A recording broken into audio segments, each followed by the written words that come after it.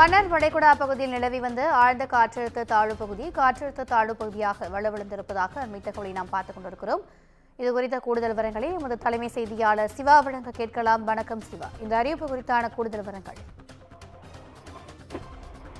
மன்னார் வளைகுடா இருக்கக்கூடிய பகுதிகளில் நிலவிவந்த ஆழ்ந்த காற்றழுத்த தாழ்வு பகுதியில் மேற்கு வடமேற்கு வந்து குறைந்த காற்றழுத்த தாழ்வு பகுதியாக தற்போது வலுப்பதாக வானிலை ஆய்வு மையம் தெரிவித்திருக்கிறது.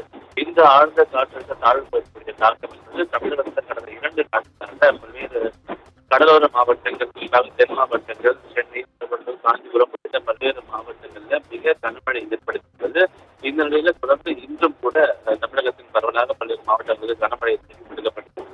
இந்த நிலையில ஆழ்ந்த காற்றழுத்த தாழ்வு பகுதியாக இருந்தது.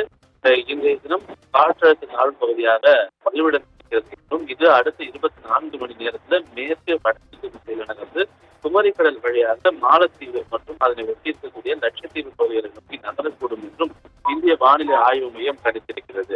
இதனுடைய தாக்கம் என்பது இன்று நாளை வரை இருக்கும் என்று வானிலை ஆய்வு மையம் தெரிவிக்கக்கூடிய நிலையில 16, 17ஆம் தேதி அளவுல கூட தமிழகத்தில் ஒரு புதிய குறைந்த காற்றழுத்த தாழ்வு பகுதி உருவாவதற்கான வாய்ப்புகள் இருப்பதாக ஏற்கனவே வானிலை ஆய்வு மையம் தெரிவிக்கக்கூடிய நிலையில அந்த நாட்களிலும் தமிழகத்தின் பரவலாக கனமழைக்கு வாய்ப்பு இருப்பதாக தெரிவிக்கப்பட்டிருக்கிறது.